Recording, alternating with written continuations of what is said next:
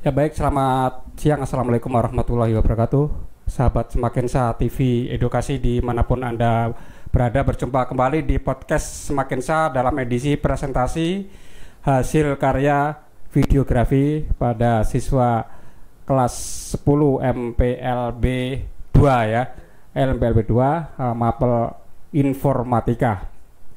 Nah, pada hari ini telah hadir 5 orang narasumber ya, dari siswa-siswa yang sudah membuat project Business Learning dalam bentuk videografi, video liputan. Kita akan berkenalan dulu satu persatu. Silakan disebutkan nama dan perannya sebagai apa dalam tim pembuatan video ini. Ya. Baik, Assalamualaikum warahmatullahi wabarakatuh. Perkenalkan, nama saya Kiki Ramadhani. Saya sebagai presenter. Saya Nurma Lydia sebagai sutradara. Saya Kofifa Pratiwi sebagai kameramen. Saya Emilia Yasmin Mukni sebagai editor sekaligus pewawancara. Perkenalkan, nama saya Wanda Alia Kalisa, saya sebagai presenter. Oke, pemirsa mungkin penasaran ini ya, video karya mereka seperti apa. Kita tonton dulu, baru nanti kita akan wawancarai. Kita simak dulu videonya. Halo teman-teman semua, selamat datang di Berita Semakinsa. Nama saya Wanda Alia Kalisa Dan nama saya Kiki Ramadhani. Di sini kami akan membawakan berita tentang kegiatan yang dilakukan di Gelora Kadioning Samarinda pada tanggal 4 sampai 19 September 2024, yaitu Lembaga Pengembangan Tilawah Al-Quran, yaitu yang disebut sebagai LPTQ. Mengadakan acara yaitu kegiatan PTQ Nasional yang ke-30, tepatnya di Gor Indoor Serbaguna Sepaja, dan banyak sekali otot-otot dan karya dari berbagai daerah yang ada di sana. Assalamualaikum warahmatullahi wabarakatuh. Di sini saya Emilia Yasmin Mukni akan mewawancarai Bapak Rizwan. Ya. Bapak, di sini apa saja produk yang dipamerkan di Bazar MTQ ini? Yang kami pamerkan ini ada Tesla Coil. Ini salah satu penemuan zaman dulu oleh Nikola Tesla yang memungkinkan listrik itu transfer antar rumah tanpa kabel. Ya. Dan yang di sini ada mesin printer 3 dimensi, di mana kita bisa mencetak sesuai keinginan kita dan di model. Terus yang di belakang ini kita punya kompor jadi dari limbah minyak jelantah. Jadi kita memanfaatkan limbah minyak jelantah sebagai bahan bakar utama kompornya. Dan di sini kita didukung dengan blower untuk mengencangkan apinya. Di sini kita punya mesin pemisah atau pembuat serat nanas. Jadi menggunakan daun nanas. Dengan alat ini kita bisa memisahkan sampah-sampah daun nanasnya untuk mengambil seratnya. Ini ada alat peluncuran roket air, roket fisika yang kemarin dilombakan di SMA 10. Oh ya. Dan ini ada alat membuat gula semut aren. Ada produknya di depan. Bisa juga buat dodol juga bisa. Karena dia selalu mengaduk secara otomatis. Kalau yang ini kita ada dari binaannya Dharma Wanita D. Larisanda. Ada sarung tenun, di sebelah sana ada sarung rajut dari Sutra. Ada juga sarung rajut dari rok rajut sama outer rajut, dan juga ada batik tulis. Ada yang menarik perhatian saya nih. Ini mesin printernya gimana nih cara nge-customnya? Apa pakai aplikasi atau pakai metode tertentu? Kalau untuk customnya bagaimana yang dimaksud ini? Custom biar bisa itu ada. Untuk modelnya sendiri saya menggunakan aplikasi Blender. Mungkin yang lain lebih familiar dengan AutoCAD. Nah, ada juga 3D Max. Nanti tinggal dikonversikan ke aplikasi bawaannya ini untuk bisa ngeprint 3D-nya. Untuk ini nih yang buat serat ini kira-kira seratnya ini bisa digunakan buat apa aja? Nah, seratnya ini biasa dipakai buat baju. Dan kemarin kebetulan pas kami pameran ke Bogor, ada Universitas Pertahanan. Mereka menawarkan untuk kerjasama dengan kami menggunakan serat ini sebagai olimpiade. Kira-kira berapa lama nih produk seratnya ini bisa tahan gitu? Dalam berapa tahun? Untuk produk seratnya sendiri kami kurang tahu, masih belum ada coba, tapi ini mulai dari tahun kemarin masih bagus. Bagus. Fungsi dari produk yang ini nih, yang bola-bola ini. Ini kan kita nggak punya yang versi besarnya nih, yang bisa mengantarkan listrik ke tiap rumah tanpa perlu kabel. Jadi ini mungkin lebih familiarnya ada yang di Trans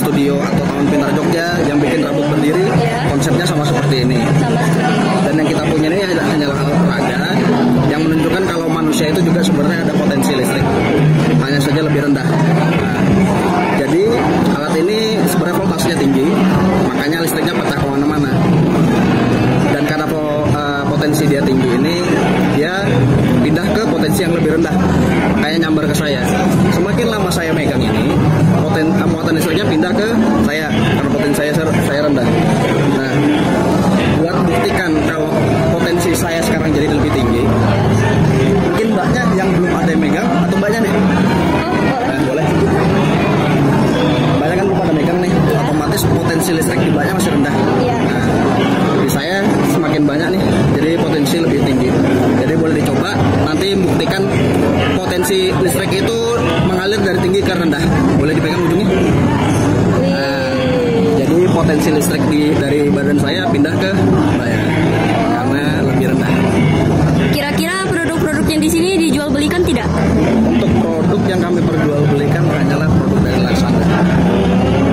Mulai dari kain sutranya, kain batik tulis, sarung tenun, dan rajut. Untuk pembuatan semua barang-barang dipamerkan ini kira-kira butuh waktu berapa lama? Untuk barang ini kami makan, ini nggak sampai seminggu sih. Kami makan ini 1 hari, itu seminggu juga. Nah, itu lumayan lama karena nunggu alat-alatnya dari luar.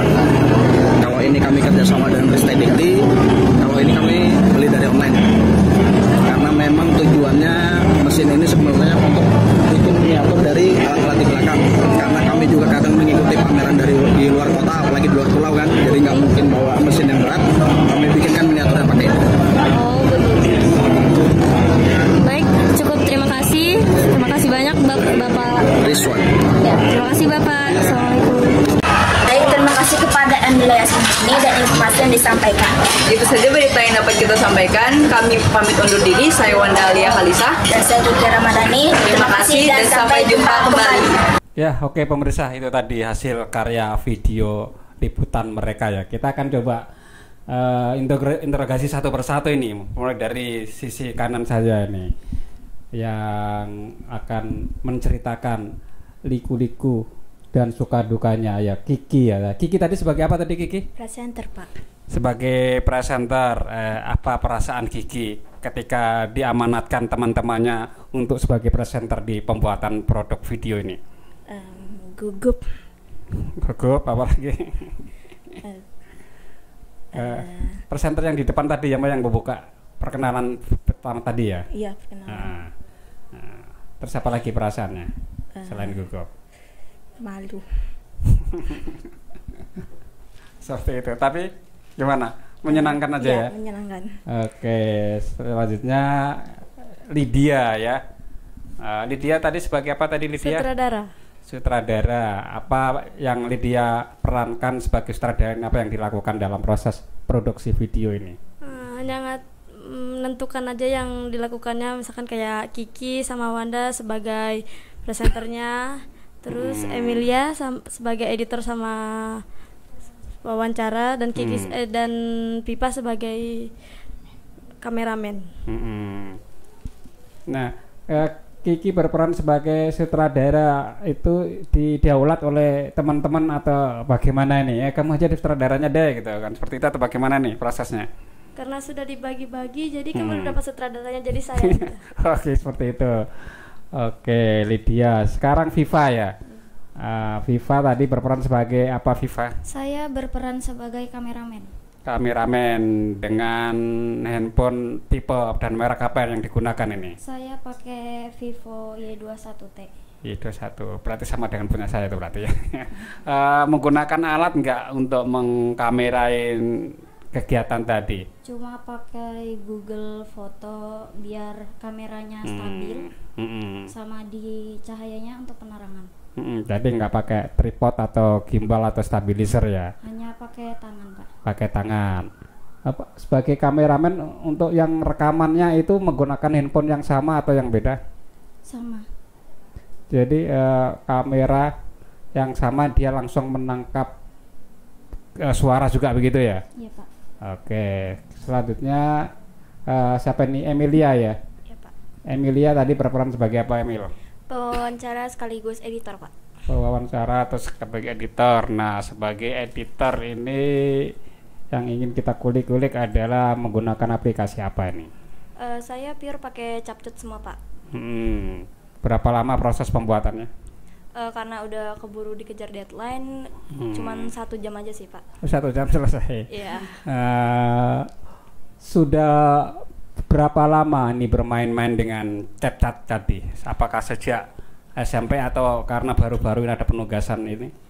Sejak SMP saya sudah ditugaskan jadi editor, Pak. Jadi sudah terbiasa menggunakan CapCut. Ya, sudah berapa video yang seingat dibuat? Mungkin lebih dari 10 karena di SMP saya juga banyak tugas video seperti ini.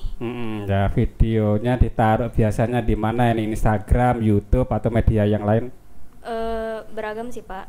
Kadang ada yang cuma dikumpulkan di Drive atau enggak diposting di media sosial seperti Instagram atau TikTok. Seperti itu. Termasuk yang ini ada di channel YouTube-mu? Yang iya, ada. Oke. Nanti kita subscribe ya. Kemudian ada Wanda. Ya, Wanda sebagai apa tadi boleh diceritakan? Sebagai presenter, Pak. Sebagai presenter, gimana perasaannya menjadi presenter? Sebenarnya agak gugup, terus kayak susah juga ya, karena saya jarang ngobrol di depan kamera gitu, Pak. Kayak gugup dikit lah, kayak berat. Tapi nggak apa-apa, saya bisa. Bisa ya. Konsep-konsep pertanyaannya, apakah sudah disiapkan sebelumnya atau spontanitas saja mengalir pada saat? Sebenarnya maksudnya udah disiapkan, tapi nggak terlalu lama gitu, Pak. Maksudnya ya pas hari itu juga kita langsung nyiapin, habis itu langsung video. Video. Untuk menentukan tadi yang diwawancara itu stand Badan Riset dan Inovasi tadi ya. Siapa yang punya ide menentukan stand? Oh, kita wawancara dia kayaknya menarik ini pamerannya. Siapa tadi? Saya, Pak. Karena waktu pertama kali kami tiba di FTQ itu kan, kami langsung terpana gitu sama yang bola-bola listrik itu. Nah, tapi karena yang lain merasa kayak, aduh yang lain aja deh. Jadi kami keliling dulu outlet di sana. Tapi setelah keliling-keliling, kami akhirnya memutuskan buat wawancarai yang pertama tadi. Yang tadi ya, karena materi pamerannya menarik gitu ya, unik gitu ya, hasil penelitian.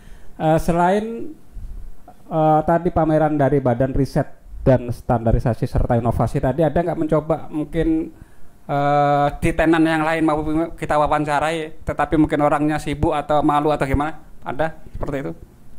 Kami ada coba beberapa, tapi ada beberapa yang rekotannya itu kalau nggak blur ya audionya kurang jernih gitu. Jadi kami memutuskan buat ambil yang pertama tadi. Soalnya yang sisanya itu nggak pantas untuk dipertontonkan menurut kami. Berarti sempat direkam, cuman karena kurang bagus jadi tidak ditampilkan di presentasi ini. Oke, kita kembali ke tadi ke yang pertama tadi, Kiki tadi ya. Ke Kiki lagi ya. Nah, Kiki kira-kira apa ini tip dan triknya untuk berperan sebagai apa tadi presenter ya, untuk berperan menjadi presenter yang baik itu seharusnya bagaimana itu, Kiki? Ya, tip dan trik berperan sebagai presenter yang bagus itu sebaiknya seperti apa? Tenang gitu ya. Hafalin teksnya gitu aja, Pak. Intinya kayak sabar gitu nah. Oke, tenang dan tidak gugup gitu ya, sehingga lebih alami gitu ya. Tip dan triknya dari Kiki. Kalau dari Lydia tadi sutradara ini, untuk menjadi sutradara agar produknya itu bagus, ini apa ini yang harus dilakukan oleh seorang sutradara? Kerja sama sih, Pak, antar sama yang lain, komunikasi juga, ditanyai gimana pendapat mereka, setuju apa enggaknya, baru dibikin. Oke. Kalau dari Viva tadi ya sebagai apa tadi?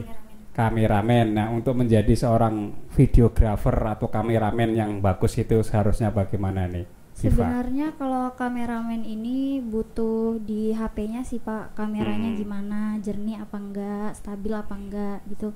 Sebenarnya kemarin ada kekurangan di saya karena saya ada merusak videonya, kayak bikin ngeblur gitu karena HP saya. Seperti itu.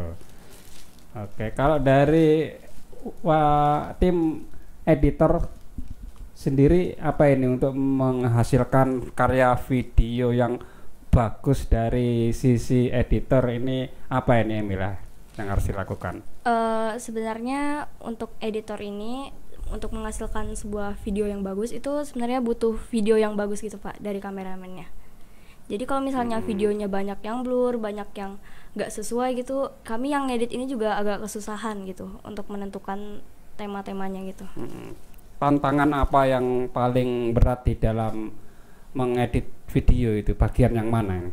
Ngejar deadline sih Pak, sama banyak yang blur jadi video durasinya jadi sedikit. Terus juga audionya juga banyak yang suaranya nggak kurang jelas gitu Pak, jadi agak kesulitan gitu menjernihkan audionya. Jadi dipaskan pada saat men-shooting itu sendiri ya, sehingga yang edit nanti lebih enak gitu ya. Iya. Oke, kalau dari Wanda, gimana nih Wanda nih tip dan triknya untuk menjadi host presenter lapangan yang bagus sehingga ketika nanti proses wawancara itu bisa aman lancar? Mungkin bisa mendalami apa ya video dari kita sendiri itu, terus apa yang dijelaskan sama orang ini yang diwawancarai bisa didalami, terus kayak teks-teksnya dihafalin, mungkin diingat, terus kita bisa mungkin lebih tenang dari, maksudnya dari kamera gitu gitu sih Pak. Dan perlu improvisasi juga gitu ya, ketika gitu. Di lapangan jawabannya ini nanti bisa dikejar dengan pertanyaan yang lebih lanjut seperti itu ya. Ya baik pemirsa, itu tadi bincang-bincang saya dengan para pembuat videografi, yaitu video liputan MTQ yang dilakukan beberapa hari atau minggu lalu. Ada Kiki, ada Viva, ada Emilia, dan juga ada Wanda yang masing-masing punya peran yang berbeda dan sudah saling mensupport sehingga mewujudkan karya video seperti yang kita lihat tadi. Semoga bincang-bincang hari ini bisa memberikan wawasan baru, pengetahuan baru, serta inspirasi bagi kita semua. Saya akhiri, selamat pagi, assalamualaikum warahmatullahi wabarakatuh.